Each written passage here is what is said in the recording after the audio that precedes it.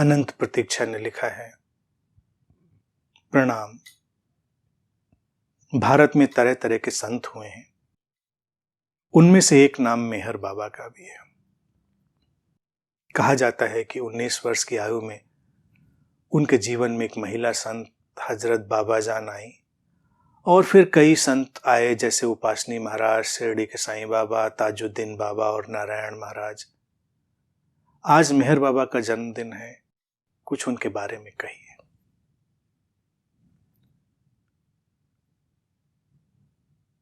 अच्छा स्मरण दिलाया, आज 25 फरवरी मेहर बाबा का जन्मदिन है। भारत में हुए अद्भुत अनूठे संतों में मेहर बाबा का शुमार होता है। कमाल के व्यक्ति थे, जीवन पर्यंत मौन रह गए, बोले नहीं। खैर, वो इतनी बड़ी बात नहीं कि बोले नहीं बोले, मुझे इस बात से अंतर नहीं पड़ता। बोलते तो भी ठीक था, नहीं बोले तो भी ठीक है। आजकल के डिजिटल एज में होते तो उनको बोलने की जरूरत ही ना पड़ती, सब टाइप करके सब बहुत सारी चीजें कर देते। वो भी बताते थे, स्लेट रखते थे, उस पर लिखते थे।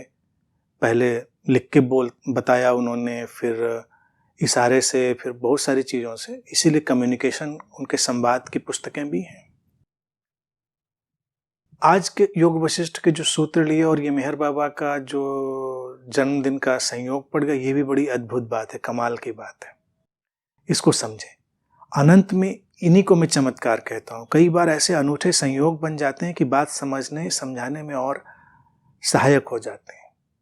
जैसा कि प्रश्न में लिखा है कि 19 साल के थे तो वो एक संत हजरत बाबा जान से मिले। हजरत बाबा जान एक महिला संत थी और लोग उनको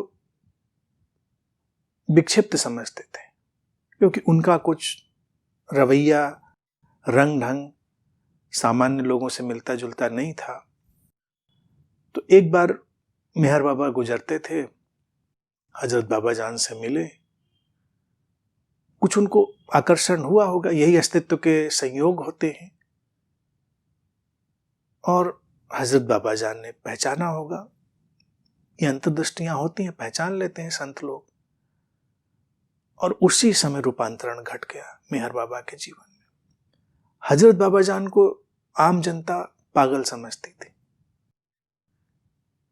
और उनके भीतर एक बुद्ध छुपा हुआ था, जिसने मेहर बाबा के भीतर छुपे हुए बुद्ध को उभार दिया। फिर बाकी जितने भी संतों का जिक्र किया है कि ये भी थोड़े अलग पैकेज वाले थे, जिसको सीधा पैकेज वाला नहीं कहते, ये थोड़े टेढ़े मेढ़े पैकेज वाले थे। जैसे आजकल बच्चे बहुत खाते हैं ना, वो कुरकुरे आता है टेढ़े मेढ़े, स्वाद भी चटपटा और आकृति भी टेढ़ी मेढ़ी। तो जितने संतों का इसमें नाम लिया है, ये थोड़े वैसे कुरकुरे टेढ़े मेढ़े वाले थे। इनका मसाला भी तेज तीखा और सबको पसंद आए ना आए इस तरह का था। किसी जिसको आया उसको आया, जिसको नहीं आया उसको नहीं आया। तो ये जो इम्पैक्ट हुआ मेहर बाबा के ऊपर, इसका बड़ा रोचक परिणाम हुआ। योग वशिष्ठ के सूत्र के समय इस बात का कोइंसिडेंस पड़ना इसलिए मैं कह रहा हूं क्योंकि सूत्र ने जैसे आज कहा कि हे राम, वशिष्ठ जब ऋषि से कह रहे, न ज्ञान है न अज्ञान है, न मन है न जीवात्मा है, एक ही ब्रह्म में सब कल्पित है। तो मेहर बाबा और हजरत बाबा जान के बीच जो वो अद्भुत घटना घटी, तो उनको एक चीज दिखाई दी कि जिसको संसार विक्षिप्त कह रहा होता है, आवश्यक नहीं कि वो विक्षिप्त हो, उसने उस संसार की मैनेज्ड एबनॉर्मेलिटी को क्रॉस कर दिया है। इस संसार में हम एक नॉर्मल एबनॉर्मेलिटी में जीते हैं, एक सामान्य ढंग से स्वीकृत हो गई असामान्यता में। एक एक घर में अगर सीसीटीवी कैमरे लगा दें और एक एक महीने की सारी रिकॉर्डिंग को ठीक से एडिट करके, एक महीना भी बहुत है, एक महीने में तो एडिट करने वाला ही पागल खाने में भर्ती हो जाएगा। ज्यादा कह दिया हमने, लोगों से थोड़ी उम्मीद ज्यादा लगा लेना भी अच्छा नहीं होता। 3 दिन, 1 महीना जाने दे, 3 दिन की पूरी टोटल वीडियो रिकॉर्डिंग सुबह से शाम तक की, उसको एडिट करके घंटे 2 घंटे में निकाला जाए तो दिखेगा कि कैसे ये विक्षिप्त किस्म के लोग घरों में रह रहे हैं।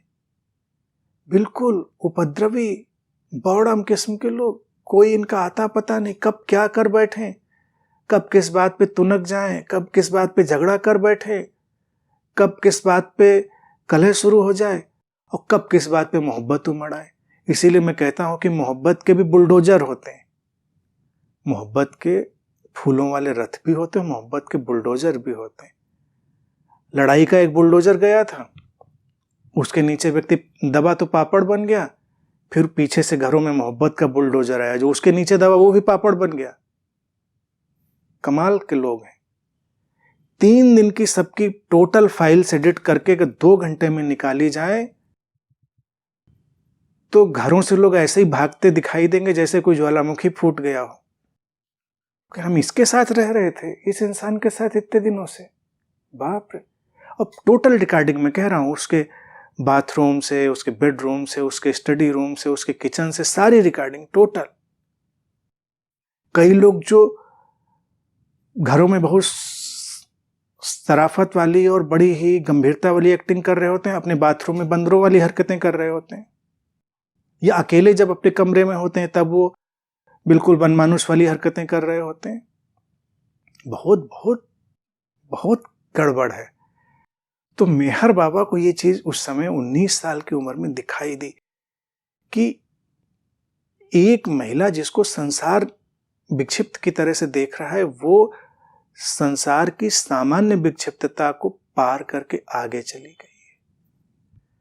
तो इसके परिणाम में क्या हुआ कि मेहर बाबा अक्सर पागल खानों में जाकर घूमते थे, लोगों को देखते थे, उनसे इंटरेक्ट करते थे, क्योंकि उनको ये लगा कि कहीं ऐसा तो नहीं कि बाबा जान छूट गए, उपासनी महाराज छूट गए बाहर, एक आध लोग बाहर छूट गए और किसी को लोगों ने पकड़ के अंदर ही बंद कर दिया हो, कौन जाने। अच्छा, अगर नहीं भी बंद किया है मान लीजिए, तो सामान्य विक्षिप्तता से हटने के 2 रास्ते हो सकते हैं। एक ट्रांसेंडेंटल कि व्यक्ति ऊपर चला जाए, और एक अधोगामी कि व्यक्ति नीचे चला जाए। जैसे कोई व्यक्ति बहुत संवेदनशील है, उसने समाज के रंग ढंग देखे और एकदम से विक्षिप्त हो गया, वो नहीं फिट हो पाया, मिसफिट हो गया, उसमें वो अधोगमन की तरफ चला गया, एक नीचे जाती हुई खिड़की खुल गई, लेकिन वो उस सांचे में फिट नहीं हुआ। तो मेहर बाबा ने एक कॉन्सेप्ट विकसित किया कि जो लोग, जिनको संसार पागल कहता है, विक्षिप्त कहता है, वो संभावनाशील लोग हैं, क्योंकि वो इतने चालाक नहीं हैं कि लोगों की उस सामान्य विक्षिप्तता में फिट होकर रहें। वो संवेदनशील लोग हैं, वो नहीं बर्दाश्त कर पाए, वो उनका दूसरा धरातल टूट गया। अब धरातल ऊर्ध्वगामी भी टूट सकता था, अधोगामी भी टूट सकता था। ये 2 संभावनाएं। सामान्य विक्षिप्तता के बीच में एक दरवाजा खुलता है अधोगमन की तरफ, एक दरवाजा ऊर्ध्वगमन की तरफ, वर्टिकल, और एक नीचे डाउन साइड। तो जो ऊर्ध्वगामी दरवाजा खुलता है, यानी कि ऊपर की तरफ जाने वाला, उन्हीं लोगों को हम बुद्ध कह देते हैं। बुद्ध लोग भी क्या है, मिसफिट है, सामान्य विक्षिप्तता में नहीं खांचे में फिट बैठते, उनके रंग ढंग भी सामान्य नहीं होते। ये तो उनकी कुशलता देखिए बुद्धों की कि वो फिट बने रहते हैं। हजरत बाबा जान से जैसे लोग और तमाम संत, वो कुछ इस ढंग से रहने लगते हैं कि वो नहीं फिट हो पाते हैं।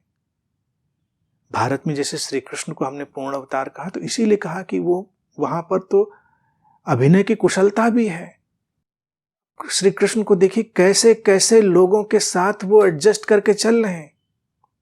हम तो 2 दिन नहीं एडजस्ट कर पाते, हम तो सबसे भाग लेते हैं। वो अर्जुन के साथ भी बैठकर आराम से बात कर सकते हैं, वो दुर्योधन के साथ भी बैठ के बात कर सकते हैं, वो किसी से भी आराम से बैठ के बात कर सकते, क्योंकि वो जान चुके हैं इस सारी लीला को। तो मेहर बाबा का ये जो कॉन्सेप्ट था बड़ा ही रोचक और बड़ा ही कारगर था कि उन्होंने कहा कि विक्षिप्तों में संभावना है, मुझे उनको तलाशना चाहिए। तो उन्होंने जीवन के अनेक वर्ष इस कवायद में उन्होंने लगाए। ना बोलने के पीछे भी उनके भीतर ये चीज आई कि जो बोला जा रहा है वो भी एक तरह की विक्षिप्तता है, तो बोलने का कोई मतलब नहीं। लेकिन यहीं पर थोड़ा जो टेक्नोलॉजी थी वो उलझ गई। संसार में बोलना एक बहुत महत्वपूर्ण उपकरण है, उसको हम समाप्त नहीं कर सकते। तो उन्होंने कहा हम चुप रहेंगे, नहीं बोलेंगे। लेकिन बोले तो इशारों में बोले तो बोले। तो मेरा ये कहना होता, अगर मुझे सुझाव देना होता उनको, तो मैं कहता कि कम मशक्कत तो मुंह से बोल लेने में है, चुपचाप बोल दीजिए, बात खत्म करिए। आप इशारे कर करके बोल रहे हैं, स्लेट पे लिख लिख के बोल रहे हैं। अब आज के टाइम में होता तो कीबोर्ड पे टाइप करके बोलते। इतनी मेहनत करने की जरूरत क्या? एक सेंटेंस बोला, बात खत्म, शांति से बैठिए। तो वो उनका जो प्रयोग था वो उनकी अपनी सोच थी, उसमें न कोई महानता थी न कोई विशेषता। अगर कोई कहे कि उन्होंने बहुत महान काम किया जीवन भर नहीं बोले, तो मैं कहूंगा ये उनका प्रैक्टिकल फेल्योर था। यहां पर वो जो फंक्शनैलिटी है उसको ठीक से नहीं समझ पाए। बोलना चाहिए और जो अनावश्यक हो उसको नहीं बोलना चाहिए, क्योंकि अगर एक गुरु इशारे करता है और संकेतों में बोलता है तो वहां पर एक बहुत बड़ा खतरा पैदा होता है कि जो पीछे से आने वाले अनुयायी होंगे वो कुछ का कुछ इंटरप्रेट कर लेंगे। तो बेहतर ये होता है कि जो बुद्ध, जो गुरु है, वो अपनी बात को इतनी स्पष्टता दे दे, इतनी स्पष्टता दे दे कि उसकी कुछ और व्याख्या करने की गुंजाइश ही ना रहे।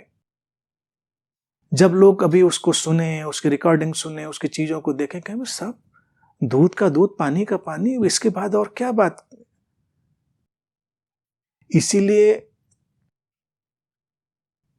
बेहतर होता है बातों को विस्तार से रख देना। जैसे जिन बातों को सूत्रों में, श्लोकों में, आयतों में, ऋचाओं में रखा गया, पोएटिक हैं, उनकी बहुत सारी परतें होती हैं, तो लोग उनसे कुछ का कुछ अर्थ निकालते चले जाते हैं। तो एक बहुत ही करुणावान गुरु को ये मौका ही नहीं छोड़ना चाहिए कि बाद में लोग उसके तीर तुक्के लगाएं।